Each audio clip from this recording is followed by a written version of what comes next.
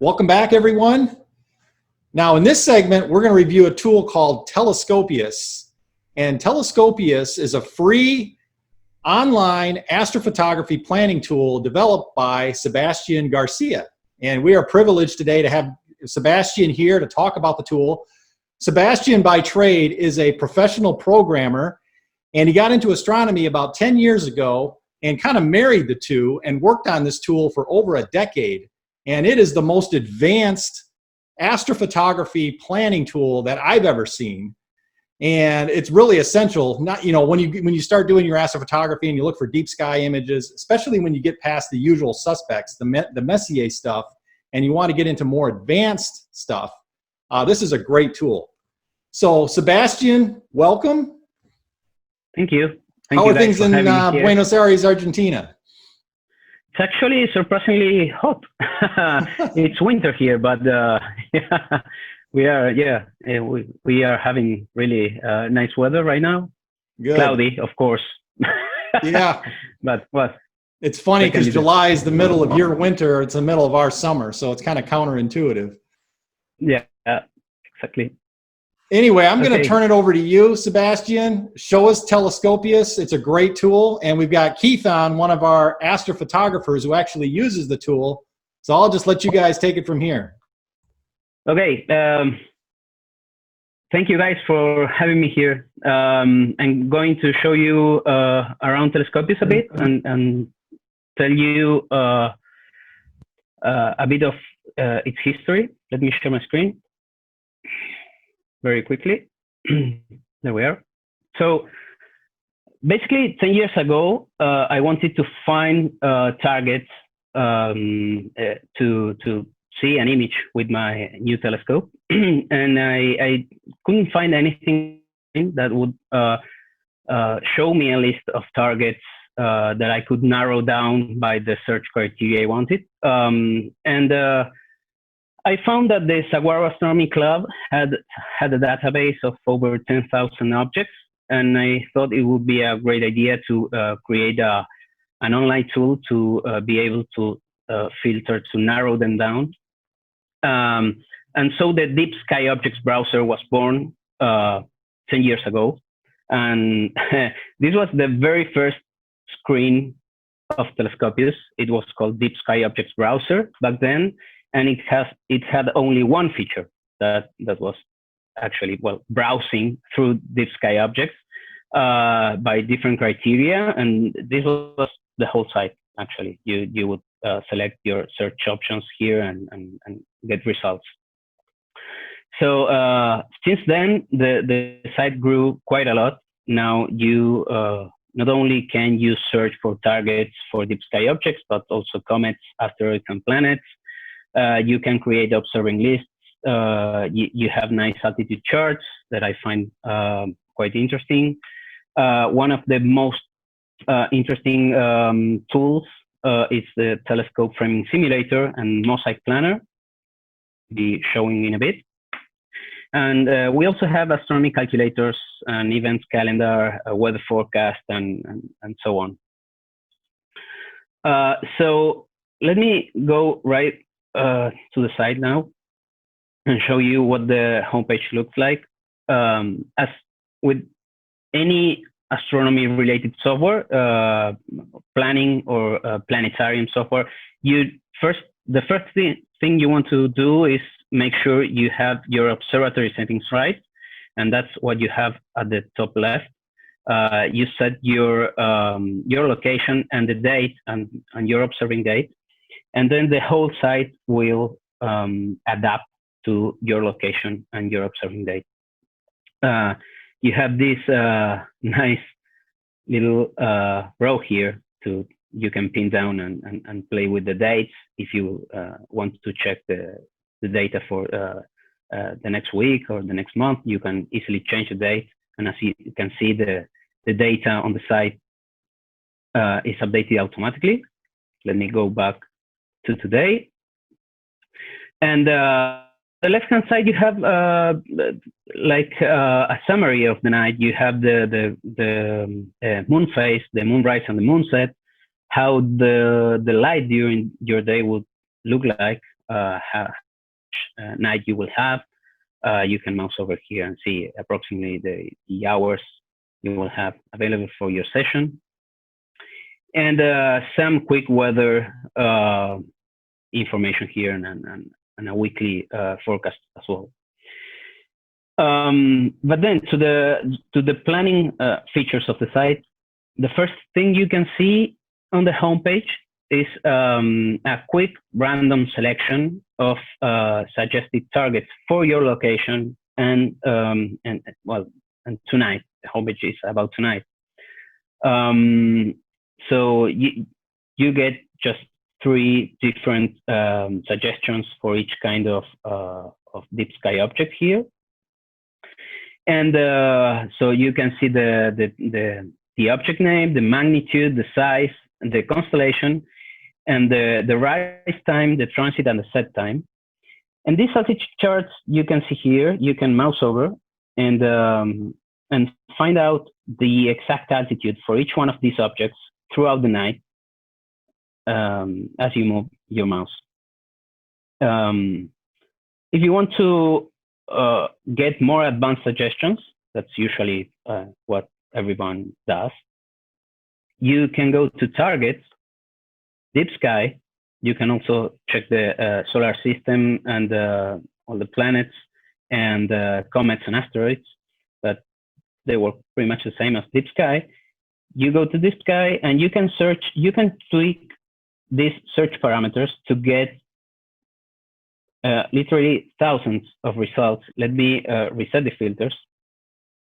And you can see I get almost 7,000 objects. Telescopius has currently about 16,000 objects in the database. And the reason you are seeing this much only is because of the search parameters and my location. Of course, I can see objects. Since I'm in Argentina, I'm quite south, I can see the objects with high definition. So that together with the search parameters, you get fewer objects. But still, nearly 7,000 objects, it's quite a lot. So what you can do is, for example, say, I want to image something tonight from 10 p.m. to 4 a.m. And I want to see objects staying at least 45 degrees up in the sky for at least 3 hours, because I want to get enough subs during those 3 hours. And I want the object to be above 45 degrees for the whole 3 hours during this time window. And just by setting that, we got the results narrowed down to less than 2,000. And well, we have full moon today. So I will ask the objects to be far away from the moon, at least 60 degrees away from the moon. And oh, we got only 9 objects. And this way you have a lot of different filters here. You can filter by object type as well, upper magnitude, size, etc. And the reason I got so few results this time is because, well, we have full moon, and during full moon it's hard to get decent objects staying high in the sky for a lot of time and away from the moon during all that time. If I change the date, let's see, you can see if you open the date picker, you can see conveniently the moon phases in the calendar. So you can pick a nice night, for example, this one, new moon, August 18th. And you can see we went from 9 objects to 1,400 objects. So we can continue filtering. We can, for example, select only galaxies. And we can select galaxies at least a couple of minutes, 10 minutes wide. And there you are. and you have some decent targets that qualify for your search parameters. One nice thing about this view is that all these altitude charts aligned vertically, so it's quite easy to see how they all behave during the night. You can see, for example, the small Magellanic Cloud transits here around 4 a.m., while Galaxy NGC 6744 transits at 10 p.m., around 10 p.m. So by looking at these charts, you can easily see which kind of targets are better suited for what you're going to do. This green line here is actually the minimum altitude you set on the search parameters.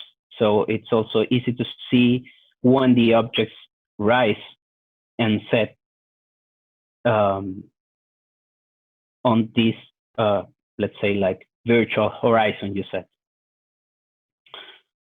From this screen or any other screen having this kind of layout, you can add objects to your observing list.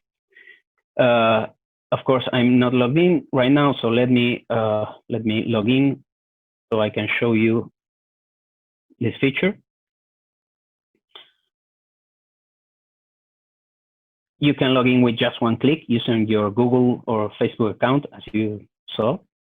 And using this widget, you can add objects to your observing lists. I have two observing lists here, one to image and one to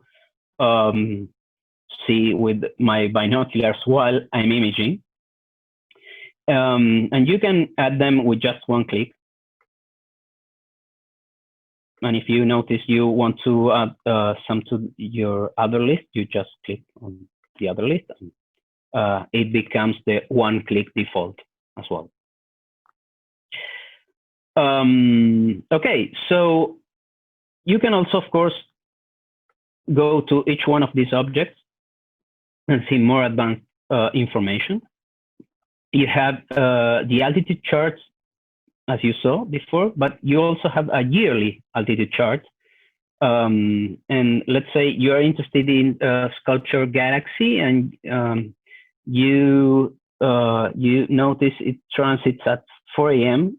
and maybe you want to image this galaxy when it transits, let's say at 1 a.m. So you can image it throughout your whole night.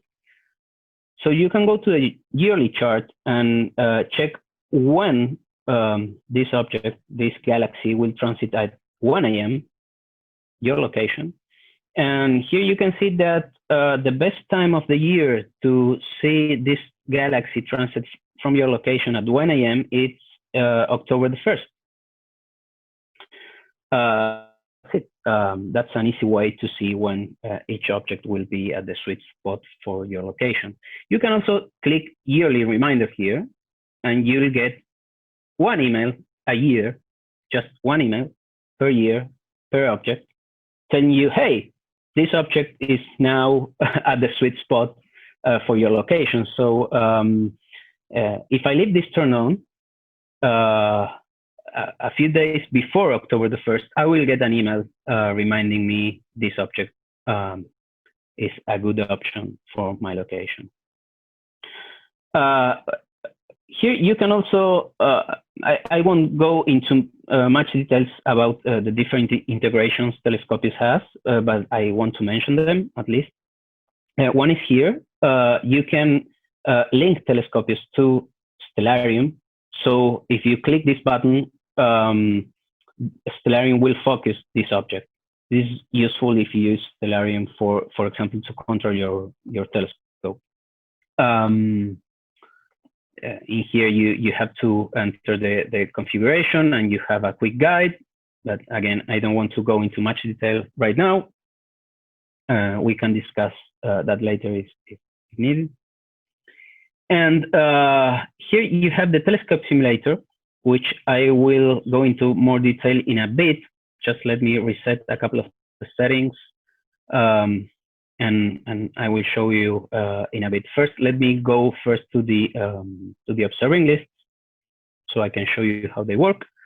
Here you have the two observing lists I mentioned. And in here, well, you can rename, clear the list, delete it, and you can manage your list, adding or removing objects. Well, actually, from here, you can only remove. You can sort your list by different criteria. One of the most popular sorting is transit. So you first get the ones transiting right after sunset, and you go then through the night watching the rest of the objects. You can download your observing lists as CSV file, so you can have it offline if you want and do whatever you want. For example, APT has a nice integration with this. You can import your list right into APT. And Sequence Generator Pro too can import the lists, but in this case, for Sequence Generator Pro, you just copy the URL and import it there. Again, I won't go into much details about these integrations, but at least I wanted you to know that they are there in case you want to play with them. Okay, so let me show you a bit the telescope simulator. First, I showed you that in these object pages, for example, the Lagoon Nebula page, you have the telescope simulator centered on the Lagoon Nebula. But you can also access the telescope simulator in the standalone mode here in Toolbox, where you can switch from object to object. So let me check here. Okay. So you can, by default, when you enter the telescope simulator, you see the Andromeda Galaxy, but you can change it whatever you want. Whatever coordinates in the sky you want, you can drag it.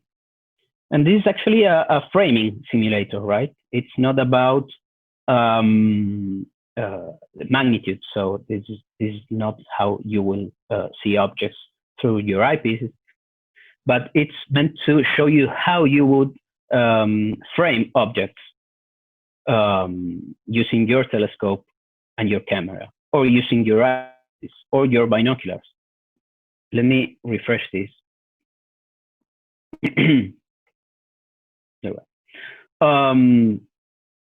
So in this case, I have the default selection of 400 millimeters focal length, and in here you can see my lenses and my telescope. You can switch between quite easily by clicking them, and as you can see, the focal length and aperture updates. You can also enable or disable Barlow or reducer, focal reducer. And you can also change your cameras. And basically, the telescope simulator will show you what your framing would look like using your setup. You can change the angle of your camera, for example, like this. So we get the Andromeda Galaxy in the diagonal, so we get more of it. And we also have a nice mosaic planner here. I like this quite a lot. You can, let's say you want to image a larger part of the sky. So you can set, for example, a mosaic of 2 by 2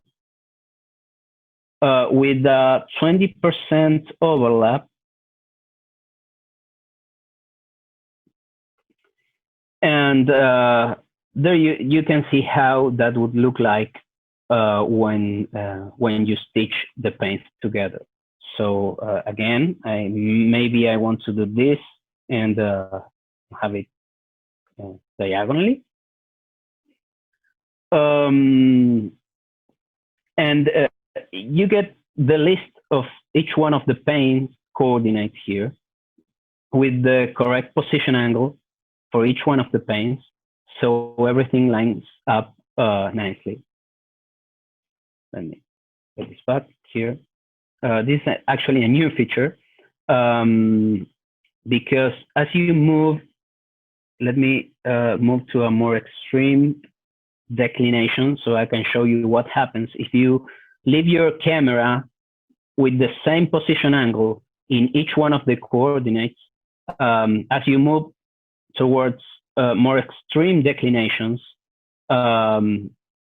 they kind of rotate a bit because they are pointing north. I mean, that they have actually the same position angle right now, that's 0. They are pointing to the north.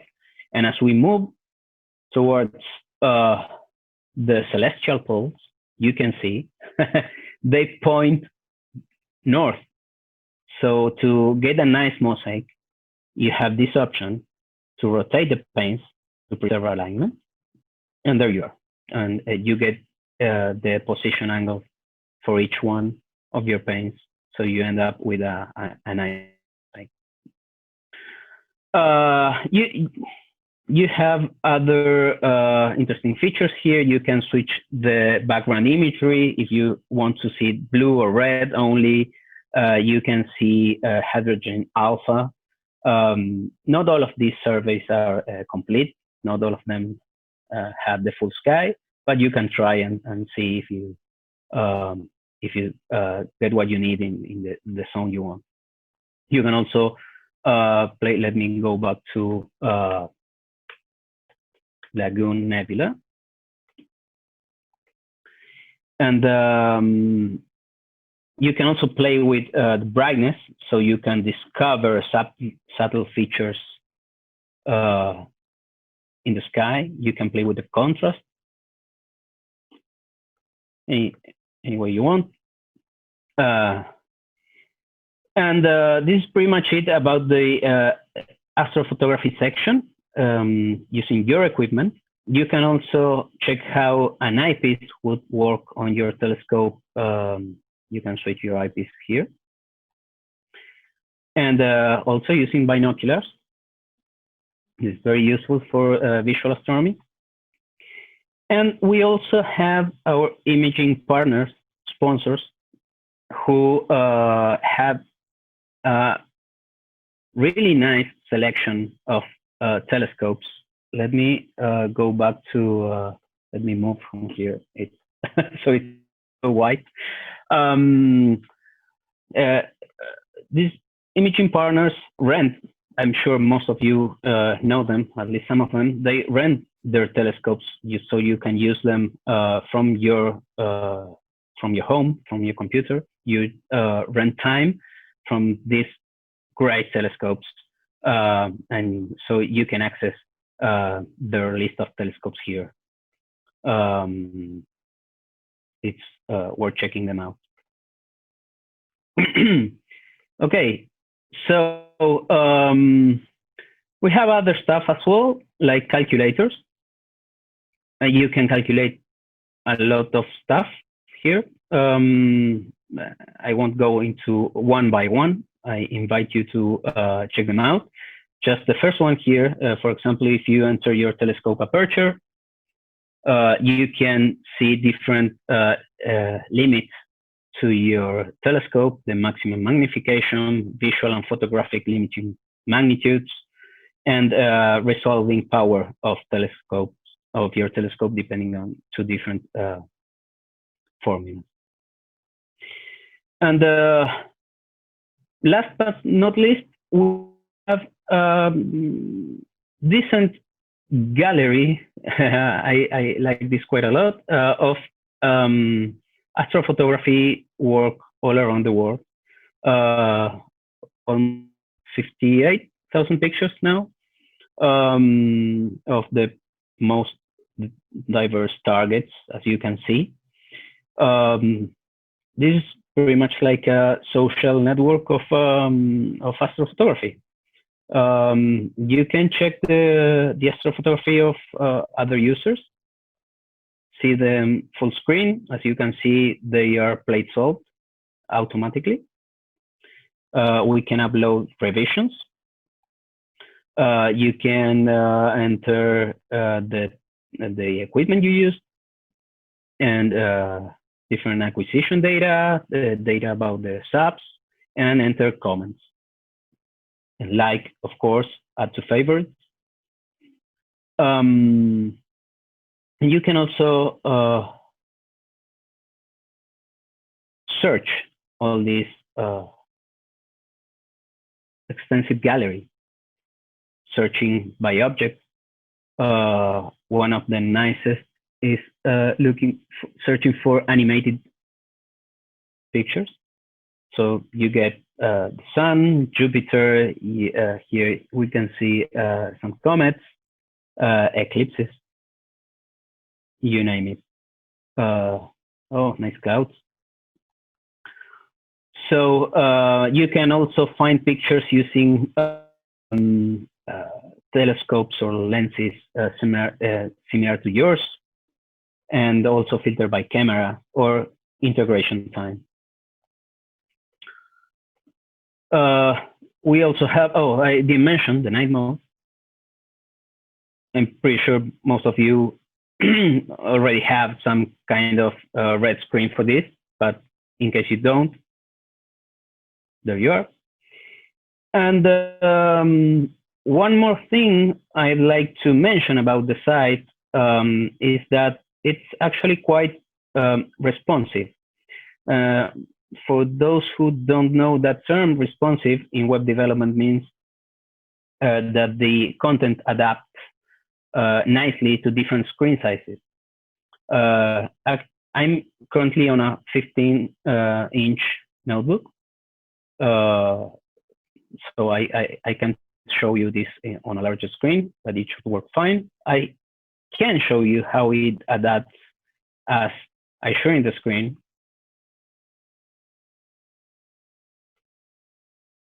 And this is,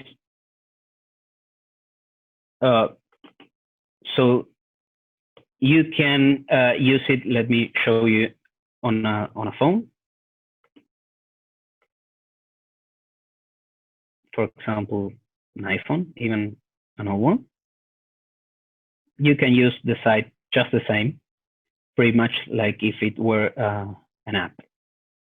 You even can use the telescope simulator on your phone. Of course, that's more difficult because when you try to change the settings of the different panels will block the view, but there are some nice features here. For example, if you try to switch the position angle, it kind of goes transparent so you can see what you're doing, even on your phone. So I believe that's pretty much it regarding the biggest features. I'm not sure if you guys have some question. Hey, Sebastian, thanks a lot for that incredible demonstration. I do have some questions. I know Keith does too, but I'll go ahead and fire first if you don't mind. First of all, you actually answered one of my questions. It was whether this tool is what it would look like on different platforms, a phone or an iPad. And I'm sure a lot of observers in the field are going to probably use an iPad, not necessarily have a laptop there. So that was an excellent part of the demonstration. Here's my question though. Let's say hypothetically that I want to plan a session months in advance. And let's say I want to shoot a target. Let's say M42. It's the Orion Nebula, of course. It's not out this time of year. So if I wanted to image M42, the Orion Nebula, and I wanted to select a time of year that would be the best time to do that from where I am, How would you do that in Telescopius? Okay, if you have a specific target in mind, you just go here to go to object. For example, well, we have M42 as an example. It's but I just go to M42.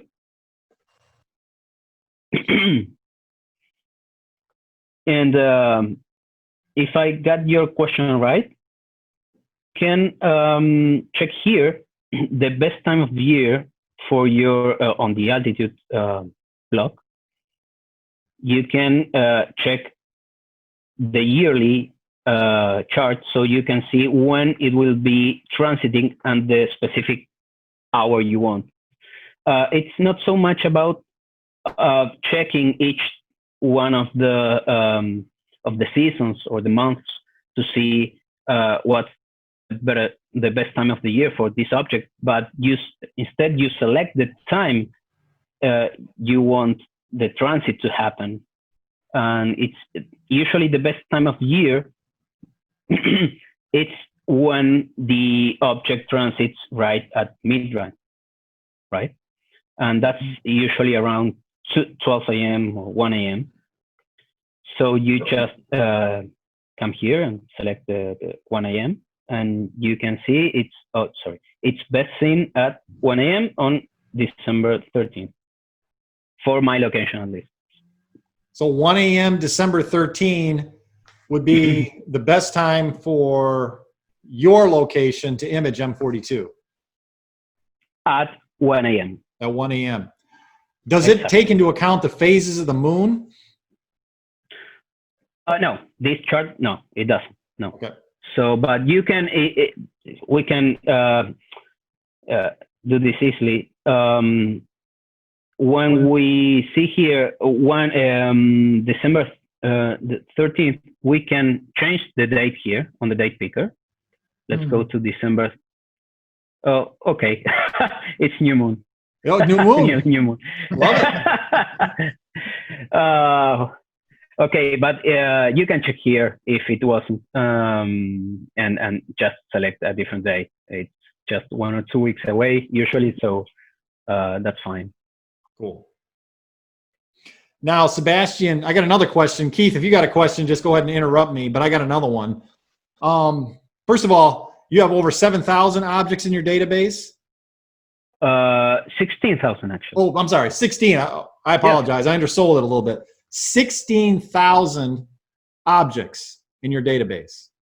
That's incredible. I'm planning to add more. It has all the NGC objects, all the IC objects, the whole Sharpless 2 catalog, and then we have cross denominations and incomplete catalogs. I'm trying to increase to grow the database little by little. Absolutely. It's an iterative process, right? You're a programmer. You just keep, you just keep expanding. That's right. That's right. I had a question about the eyepiece section because you showed earlier what an object would look like through a specific eyepiece. How many eyepieces do you have in your database? Oh, none. Okay. Actually, that's something you if you go to your profile, this my astrophotography profile, you can set your equipment here. And let me show you a different way to come here. If you go to the telescope simulator, you go to the eyepiece. Oh, this is an ugly bug I just found. It's too wide. Let me just refresh this and it fixes it. If you go to telescope simulator to either your astrophotography or eyepiece section, sorry, let me sign in again, because when I show you the mobile version, I had to enter the developer mode and it signed me out. This shouldn't happen to you. So when you go to the eyepiece section, you click the eyepiece and you see add remove. Oh. So you click there and you are taken to your equipment section where you can edit your telescopes and lenses, cameras, mounts, etc. Cool. This this is also used on the pictures you upload. So when you upload any picture, you can edit the picture information and set which equipment you used for that picture. Nice. So when you create an account, you can build out your own database, your own profile, what equipment you use, what images, of course, you took, and then what you use to take those images. You know, what kind of camera, what kind of tripod, what kind of telescope, what kind of eyepieces, everything. You're basically building out your personal suite of equipment, images, whatever. Exactly. And your observing list. And your observing list. And your observing. Yep. By the way, guys, just so you know, Zoom sent me a little link here that said that they were removing the 40-minute time limit on the Zoom call. So I'm told we have more time. So we may not be in such a time crunch. I guess they like me more than I thought. But anyway, just so you know. Awesome. Keith. So yeah, Sebastian, my question. I'm sorry guys, I'm running low on battery. Just give me 1 minute so I can plug my notebook in. Okay, no problem. I got to do that too. My camera battery's getting low. I'll be right back. Oh, is it? Okay.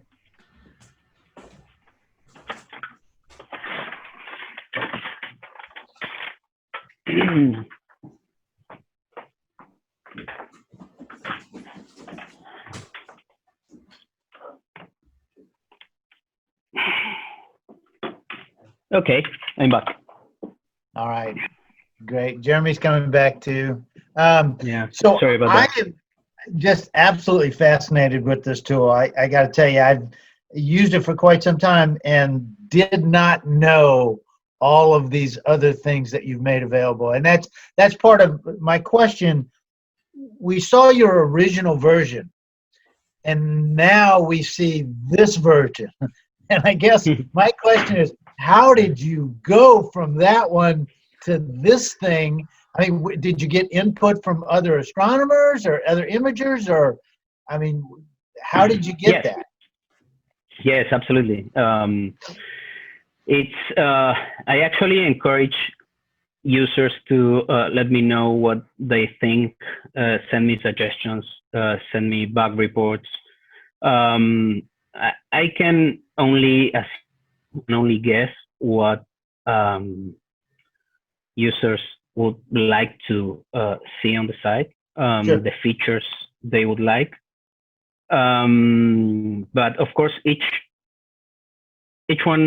user, each astronomer has its own workflow, its own his own workflow, his own preferences, and sometimes some features escape me, and I don't even realize they would be a good idea, and they just write to me, and I like them, and I say, okay, thank you for the suggestion, and I do it. Of course, my to-do list is huge. I cannot do everything they suggest. I have tons of items of my own and ideas of my own. So I really have to prioritize. But please, if you use the site and think something can be improved, or you notice any issue at all, I ask you, please, guys, to contact me and tell me what you think. Your feedback is really valuable. Absolutely. Hey, I got another question for you, really for both of you. It's kind of a hypothetical scenario, if you don't mind. So, Keith, you're planning your next RV trip to a dark sky site. Let's say it's sometime in September, hypothetically. You want to go mid-September, and you want to up your game in the world of astrophotography. I'm not sure what object you would select. Something that's not in the Messier catalog, something that's not on the immediate radar screen.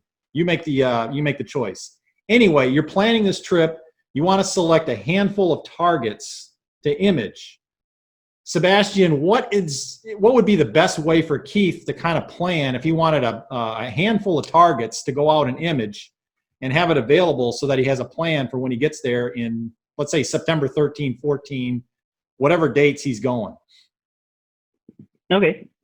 So what you would do is the best thing to do is to go to the targets menu, then deep sky. Make sure you have your date selected right here. Let's go to September. So here you can see September 13th.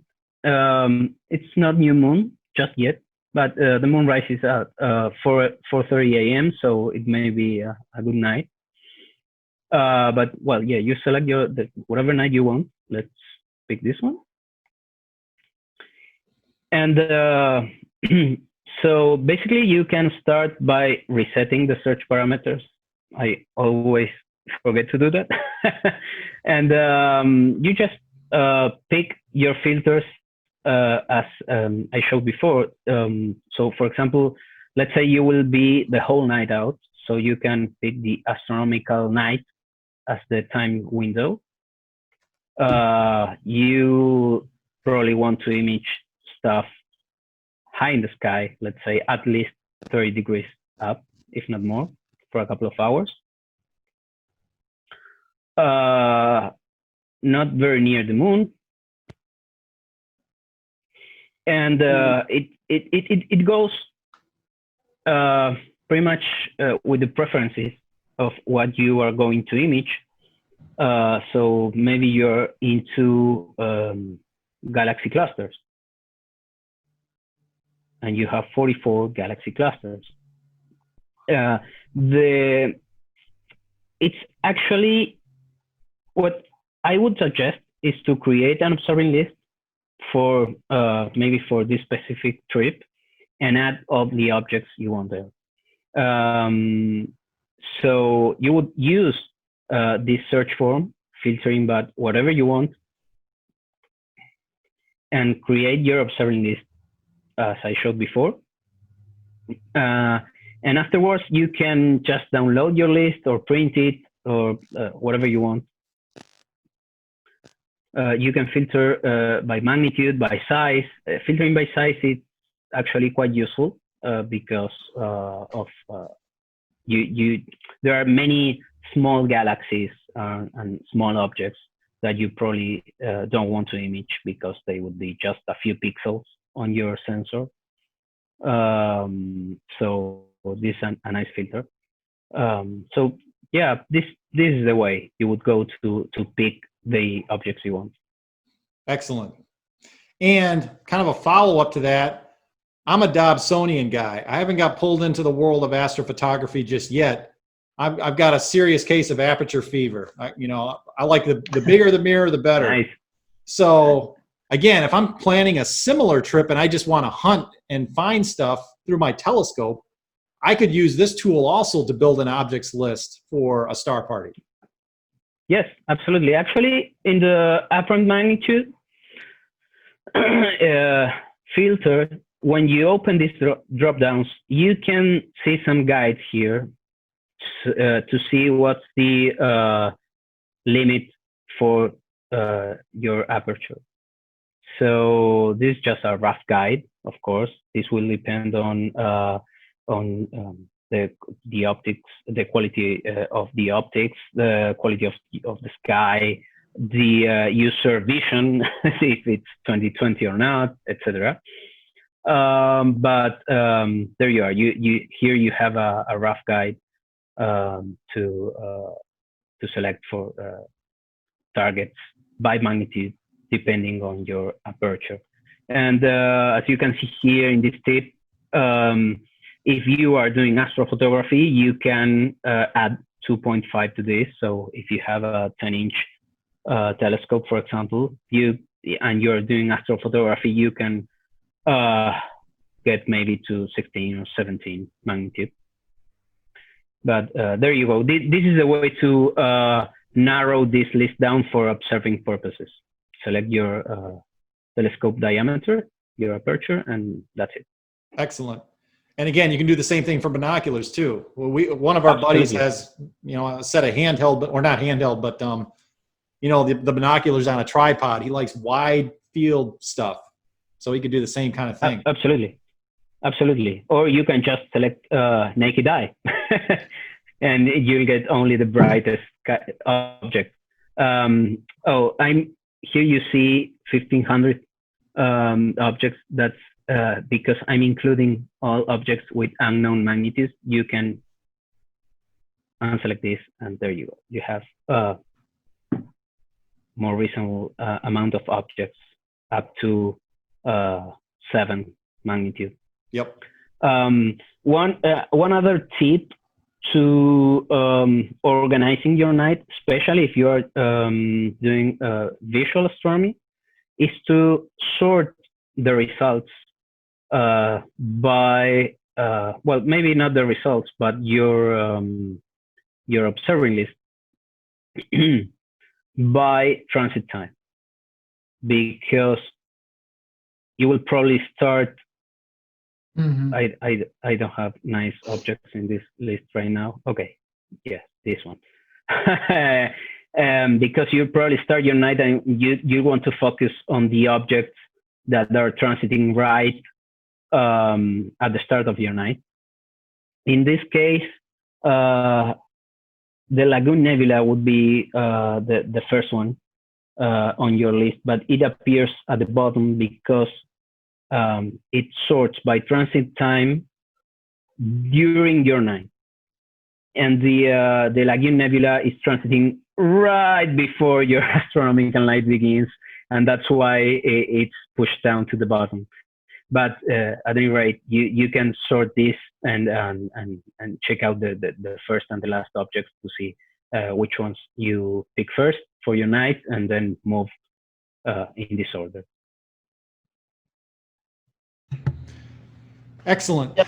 And Jeremy, as I probably mentioned to you and Sebastian earlier, one of the things that I find great is when I'm at home, I don't have a backyard. I have a side yard that faces to the north. So I have absolutely, where I set my telescope up, I have absolutely no view of the southern sky.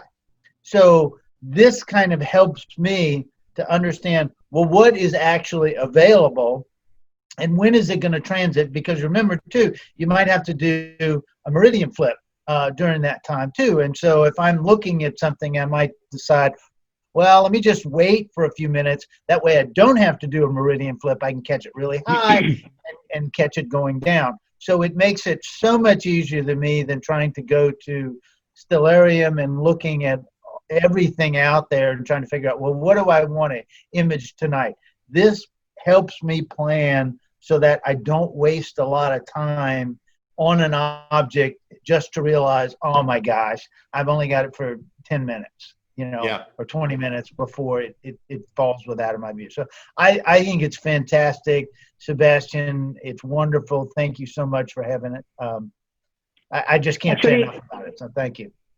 Yeah, thank you. Now, I have one tip for your problem. Yeah.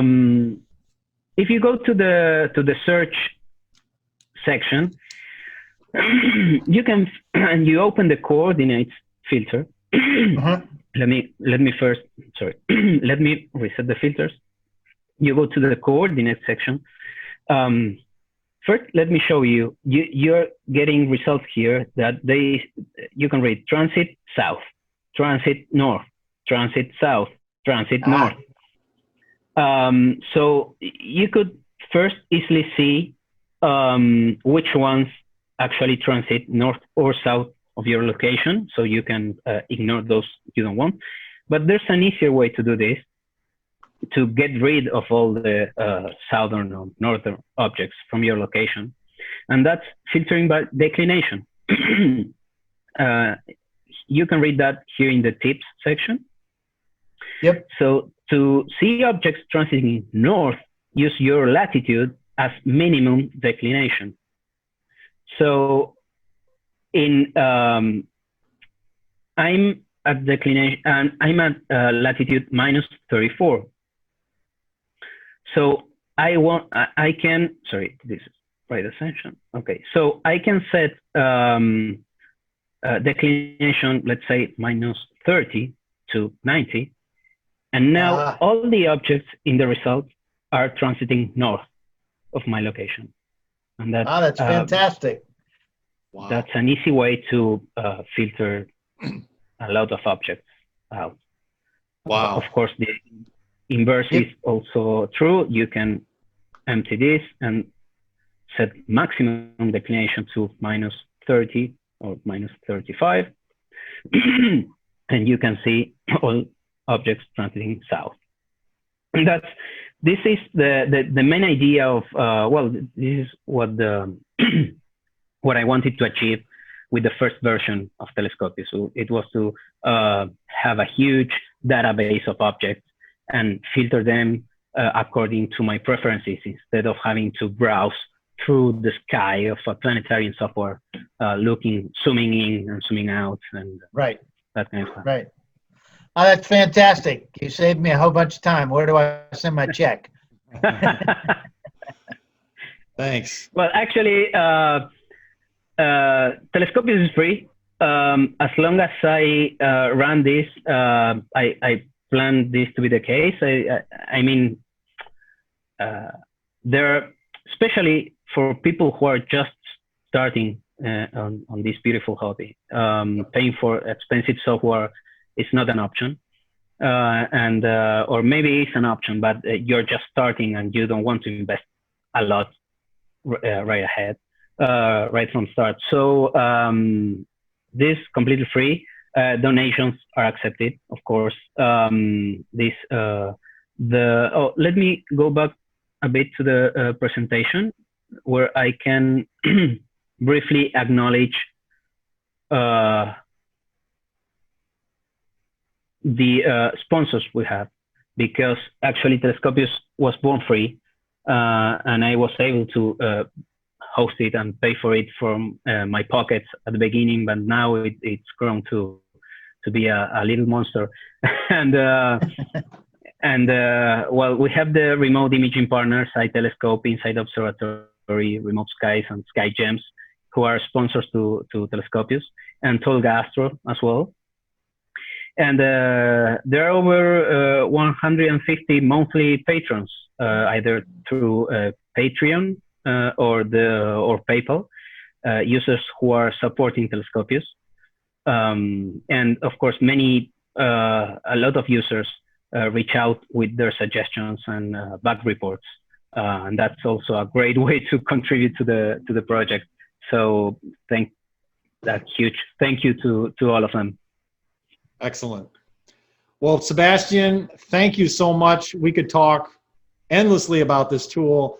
I still need to work on it as well and get more proficient with it. But again, this is a free tool. They just go to telescopius.com, correct? That's right. And you set up, you sign up a free account, and you can literally start learning, you know, how to navigate this tool, build objects list, plan your next observing session. Even if you're just getting started in astronomy, this is a great way to kind of learn and plan for the future, and a free, you know, a way to get into, start dabbling in this hobby for free. So, Sebastian, can't thank you enough. This truly is a labor of love for amateur astronomy, backyard astronomy. I'm going to be really excited to see how this tool evolves over time. I've never seen anything quite as, you know, as advanced as this. So, really an invaluable resource.